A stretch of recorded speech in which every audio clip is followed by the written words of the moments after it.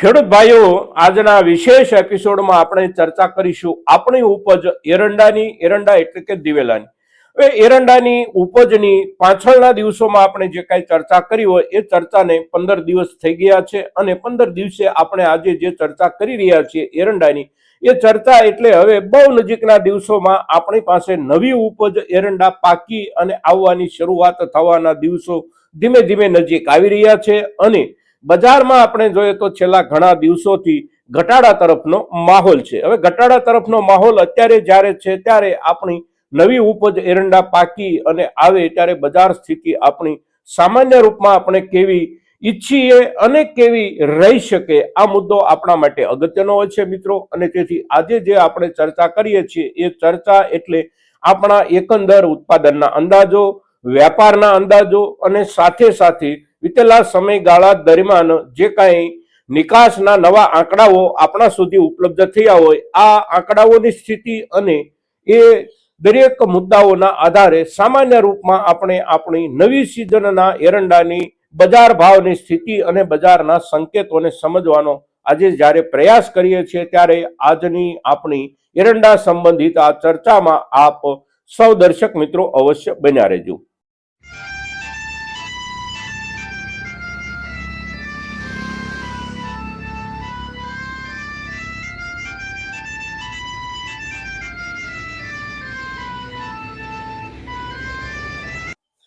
નમસ્કાર ખેડૂત મિત્રો, જય કિસાન, જય ભારત. ખેડૂત ભાઈઓ, આપણે એરંડાની વાત કરવી છે તો એરંડાની વાતમાં સૌથી પહેલા આપણે ચર્ચા કરવાની જરૂર હોય છે વર્તમાન બજાર ભાવની સ્થિતિ. વર્તમાન બજાર ભાવની સ્થિતિ એટલે આજના દિવસ સુધીમાં આપણે જોઈએ તો આપણા એરંડાના બજારમાં ભાવ શું ચાલી રહ્યા છે. તો આજે તારીખ છે 16 જાન્યુઆરી 2026 અને વાર છે શુક્રવાર. શુક્રવારનો દિવસ છે એટલે આપણા તમામે તમામ માર્કેટિંગ યાર્ડોમાં કામકાજનો દિવસ છે અને આજના દિવસે આપણા એરંડાના ભાવની સ્થિતિ આપણે જોઈએ તો એકંદર આપણા એરંડા નીચલા દરજ્જે થોડા નબળા વધારે હોય તો ભાવોની શરૂઆત થાય છે લગભગ 1050 રૂપિયાથી લઈને 1100 રૂપિયા અને સારામાં સારા એરંડા સૌરાષ્ટ્ર બાજુના જે કાંઈ માર્કેટિંગ યાર્ડો છે ત્યાં વધારેમાં વધારે 1250 કે 1260 રૂપિયા સુધી પહોંચે છે ભાવો અને ઉત્તર ગુજરાતના માર્કેટિંગ યાર્ડોમાં એના કરતા ઊંચા ભાવોની સપાટી આપણે જોઈએ તો લગભગ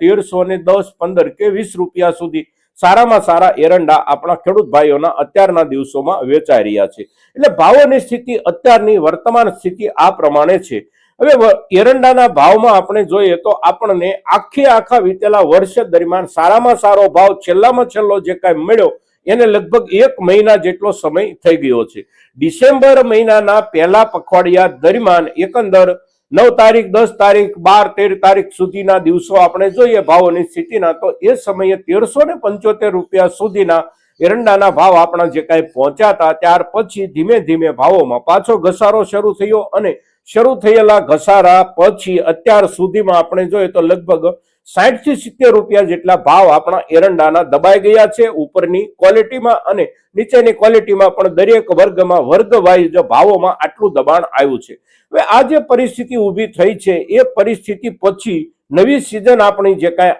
આવે એ સિઝનમાં એકંદર આપણા નવા એરંડાના ભાવ આપણને કેટલા મળી શકે. તો સૌ પહેલા આપણે એક નજર નાખીએ વિતેલા સમયગાળા દરમિયાન નિકાસના જે કાંઈ નવા મહિનાઓના આંકડાઓ આવ્યા હોય એ આંકડા ઉપર એક નજર નાખીએ તો છેલ્લામાં છેલ્લા જે કાંઈ આંકડા આવ્યા છે એ ઓક્ટોબર મહિના સુધીના આવ્યા છે અને આપણે પાછળના સમયગાળા દરમિયાનના તમામ આંકડાઓ આપ સૌની સામે પાછળના એપિસોડમાં રજૂ કરી ચૂક્યા છીએ. પણ છેલ્લા 2 મહિનાના આંકડાઓ એટલે સપ્ટેમ્બર અને ઓક્ટોબર મહિનાના આંકડાઓ, એરંડી તેલની નિકાસના સપ્ટેમ્બર મહિનાના જથ્થાના આંકડા એટલે 37,000 ટન માત્ર આપણે ત્યાંથી એરંડીનું તેલ સપ્ટેમ્બર મહિનામાં નિકાસ થયું છે આ વર્ષમાં. એની સામે 2024ના સપ્ટેમ્બર મહિનામાં નિકાસનો જે આંકડો હતો કરતા લગભગ આપણે સામાન્ય રૂપમાં જોઈએ તો અડધી જ નિકાસ થઈ ગણાય ગયા વર્ષના સપ્ટેમ્બર મહિના કરતા આ વર્ષના સપ્ટેમ્બર મહિનામાં. ત્યાર પછી ઓક્ટોબર મહિનાની વાત કરીએ તો ઓક્ટોબર મહિનાની નિકાસનો આંકડો એટલે લગભગ 50,000 મેટ્રિક ટન અને એની સામે 24માં જે નિકાસ થઈ હતી એ નિકાસ હતી 47,000 મેટ્રિક ટન એટલે એની સરખામણીમાં લગભગ 3,000 મેટ્રિક ટન જેટલો વધારો આ વર્ષમાં છે. પણ એકંદર સામાન્ય રૂપમાં આપણે જોઈએ તો આ જે કાંઈ નાણાકીય વર્ષ 2026-27 છે એ નાણાકીય વર્ષમાં એપ્રિલથી લઈ અને ઓક્ટોબર 7 મહિના સુધીની નિકાસનો કુલ જથ્થો એટલે લગભગ 3,99,000 મેટ્રિક ટન આપણે ત્યાંથી એરંડીનું તેલ નિકાસ થયું છે. હવે એમાં આખી મુખ્ય સિઝનનો પીરિયડ પણ આવી ગયો એટલે બહુ મોટો કોઈ નિકાસમાં વધારો નથી. સામે આપણી પોતાની જે કાંઈ વપરાશ હોય આપણે ત્યાં એ વપરાશમાં પણ બહુ મોટો કોઈ વધારો નથી. એટલે આખું જે વર્ષ ગયું આપણું એરંડાનું એ વર્ષ એટલે સંપૂર્ણપણે સામાન્ય રૂપમાં થોડા ઘણા ફેરફારો સાથે ભાવો ચાલ્યા બજારમાં. ક્યારેક થોડોક સારો સુધારો મળ્યો તો ક્યારેક થોડોક વધારે ઘટાડો પણ આપણે જોયો. હવે નવી સિઝન જ્યારે આવી રહી છે ત્યારે શરૂઆતના દિવસોમાં બજારની સ્થિતિ એકંદર આપણે અત્યારે જે ભાવની સપાટીએ છીએ એનાથી બહુ મોટા ફેરફાર સાથે નવી સિઝનના એરંડાના વેપારો પણ ન થઈ શકે એવું અત્યારે લાગી રહ્યું છે. એટલા માટે કે આ વર્ષના ઉત્પાદન અને વાવેતરના જે કાંઈ અંદાજો છે એ અંદાજો એટલે ગયા વર્ષની સરખામણીમાં 6 થી 7% જેટલો વાવેતરમાં વધારો અને ગયા વર્ષમાં ઉત્પાદનના જે કાંઈ અંદાજો હતા એના કરતા પણ થોડું વિશેષ ઉત્પાદન વાવેતરની ટકાવારીના ધોરણે પણ વધવાની સંભાવનાઓ સાથે ગયા વર્ષમાં જે કાંઈ વાવેતર થયેલું હતું એ વાવેતર ઉપર જે કાંઈ વાતાવરણીય પ્રતિકૂળતાઓ હતી એની સરખામણીમાં આ વર્ષમાં વાતાવરણીય પ્રતિકૂળતાઓ ગયા વર્ષની સરખામણીમાં થોડી ઘણી ઓછી બતાવી રહ્યા છે બજારના અહેવાલો. અવશ્ય આપણે ત્યાં વાવેતરમાં આપણને પ્રતિકૂળતાઓ દેખાઈ રહી હોય પણ ગયા વર્ષની સરખામણીમાં થોડી ઘણી પ્રતિકૂળતાઓ ઓછી છે એટલે કે ઉત્પાદકતા જળવાઈ રહે આપણા વાવેતરના રકબાની સામે. હવે ઉત્પાદકતા આપણી કેટલી છે તો એની ચર્ચાઓ પણ આપણે પાછળના સમયમાં કરી ગયા હોવા છતાં પણ એકંદર આપણે જોઈએ તો આપણા દેશમાં એરંડાના વાવેતરના મુખ્ય વિસ્તારો જે કાંઈ છે એમાં સૌથી પ્રથમ ક્રમે આપણે ગુજરાત છીએ, બીજા ક્રમે રાજસ્થાન છે અને ત્રીજા ક્રમે આંધ્રપ્રદેશ અને તેલંગાણા છે. એમાં સૌથી ઊંચી ઉત્પાદકતા જે છે એ આપણી ગુજરાતની છે અને આપણી ગુજરાતની ઉત્પાદકતા એટલે પ્રતિ હેક્ટર 2200 કિલો કે 2250 કિલો સુધીની આપણી સરેરાશ ઉત્પાદકતા છે એક હેક્ટરે. તેલંગાણાની ઉત્પાદકતા જે કાંઈ છે એ લગભગ 2000 કે 2050 કિલોની છે અને રાજસ્થાનની જે ઉત્પાદકતા છે એ ઉત્પાદકતા એટલે લગભગ પ્રતિ હેક્ટરે 1600 કિલોથી લઈને 1650 કિલો. એટલે સળંગ ચિત્ર જે કાંઈ છે એ પ્રતિ હેક્ટર 2 ટનથી વધારે થોડી ઘણી સરેરાશ ઉત્પાદકતા આપણા દેશની એરંડાની ઉપજની છે. એટલે સરેરાશ ઉત્પાદકતાના આધારે આપણે જોઈએ તો પણ અંદાજો જે કાંઈ 19 લાખ કે 20 લાખ ટનના આ વર્ષના એરંડાના માનવામાં આવે છે ત્યાં સુધી અવશ્ય આપણું ઉત્પાદન પહોંચી જઈ શકે છે. સામે નિકાસ વેપારોમાં ગયા વર્ષની સરખામણીમાં આવનારા વર્ષમાં વિશેષ રૂપમાં વધારો થાય, કોઈને કોઈ કારણોસર વધારો થાય તો આપણને સારા ભાવ મળવાની આપણે અપેક્ષા રાખી શકીએ. અન્યથા જે કાંઈ નિકાસ ગયા વર્ષમાં થઈ હોય એ નિકાસની સામે 2-4% કે 5% સરેરાશ જે કાંઈ વધારો થતો હોય એટલો જ વધારો થાય નિકાસમાં તો આપણને બહુ ઝાઝા સારા ભાવ મળવાની સંભાવના આવનારા વર્ષમાં પણ એરંડા પાસેથી આપણે રાખી શકીએ એવા અત્યારે સંકેતો નથી દેખાઈ રહ્યા. હવે એક મુદ્દો છેલ્લે બહુ સમજવા જેવો છે, એક દર્શકો તરીકે આપ સૌને પણ અને એક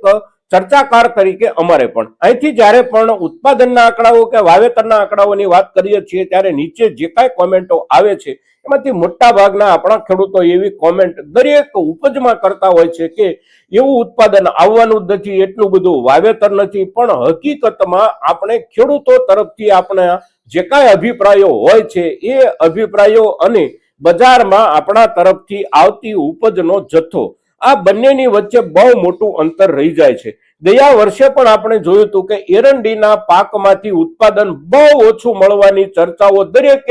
ખેડૂતે કરી પણ આખા વર્ષ દરમિયાન એરંડીની ઘટ જ બજારમાં ન પડી. આપણા તરફથી નિયમિત પુરવઠો જેટલો બજારને જોઈતો હોય એટલો મળતો રહ્યો અને એના જ કારણે આપણને ભાવમાં સુધારો ગયા આખા વર્ષ દરમિયાન ન મળ્યો. વચ્ચે આપણને એવું કાયમ માટે લાગ્યા કરતું હતું કે હવે આવકો ઘટશે કારણ કે ઉત્પાદન ઓછું હતું એવું ખેડૂતો કહેતા હતા. પણ આખરે આવકો ક્યારેય એટલી ન ઘટી કે બજારને અમુક ઊંચાઈ સુધી આગળ જવું પડે અને ઘટેલી આવકો લાંબા સમય સુધી ઘટેલી રહે અને એના પરિણામે બજારમાં તેજીનું લેવલ બને, પણ એવું કશું જ ન બન્યું. અને એના આધારે આપણે જોઈએ તો આ વર્ષમાં પણ પાછળની આપણી જે કાંઈ ચર્ચાઓ એરંડા પરની છે, તમામે તમામ ચર્ચાઓમાં દરેક દર્શકો તરફથી એક જ વાત કહેવામાં આવી છે કે વાવેતર ઓછું છે, પાકમાં નુકસાની છે, ઉત્પાદન નથી આવવાનું. પણ વર્ષ આખું આપણે જોઈશું તો બજારમાં એરંડાની ઘટ દેખાશે નહીં એવું આપણે ગયા વર્ષના અનુભવના આધારે વિચારી રહ્યા છીએ. હવે જો ઘટ જ દેખાય બજારમાં તો બજારે પૈસા ખર્ચવા જ પડે અને એ ખર્ચેલા પૈસા એટલે આપણે જે કાંઈ ઉપજ વેચતા હોઈએ એ ઉપજના ભાવની તેજી. પણ ખરેખર તેજી સુધી બજાર જાય એટલા દરજ્જે આપણા તરફથી બજારમાં આ વર્ષની એરંડાની સિઝન દરમિયાન એરંડાની આવકો ઘટે છે કે કેમ એના જ આધારે આપણને બજારમાં સુધારો અગર તો તેજી મળવાની શક્યતાઓ અને સંભાવનાઓ છે. ખરેખર જેટલા વાવેતરના સરકાર આંકડા આપી રહી છે એટલું જ વાવેતર હોય અને સાથે સાથે એકંદર સરેરાશ ઉત્પાદકતા જે છે એ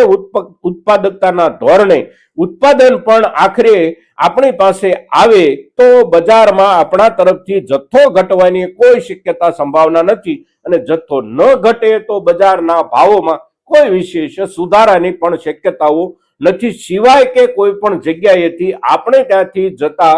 તેલના નિકાસના જથ્થામાં મોટો વધારો થાય તો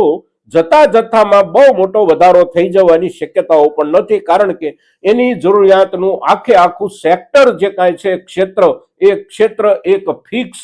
ક્ષેત્ર છે, એમાં બહુ મોટો વધારો ઘટાડો નથી થઈ જતો. વિકાસ દર જે કાંઈ વૈશ્વિક વિકાસ દર હોય એ વૈશ્વિક વિકાસ દરના ધોરણે 3%, 4% કે મહત્તમ 5% પ્રતિ વર્ષ વપરાશમાં વધારો બનતો હોય છે. એનાથી વધારે શક્યતાઓ વપરાશના વધારામાં પણ નથી હોતી. એટલે આ બધા જે કાંઈ મુદ્દાઓ છે એ મુદ્દાઓને ધ્યાનમાં રાખી અને આપણી નવી ઉપજ જે કાંઈ આવવાની છે એ ઉપજ પર આપણે પ્રથમ વખત જ નિર્ણય કરતી વખતે યોગ્ય માળખાના આધારે જ નિર્ણય કરીએ. મિત્રો, ખૂબ લાંબો સમય સાચવી રાખ્યા પછી પણ એના એ જ ભાવથી આપણે ઉપજ વેચવી પડે એવું ઘણી વખત બનતું હોય છે. તો આ બધા જે મુદ્દાઓ છે એ મુદ્દાઓના આધારે આપણે ભાવો મળવાની અપેક્ષા પણ કેટલી રાખી શકીએ અને કેટલી આપણે રાખવી જોઈએ એનો નિર્ણય એટલે આપણી વ્યક્તિગત વિવેક બુદ્ધિનો નિર્ણય. અને એક ખેડૂત તરીકે વિવેક બુદ્ધિના મુદ્દે આપણી પાસે કંઈ ઘટતું હોતું નથી, પણ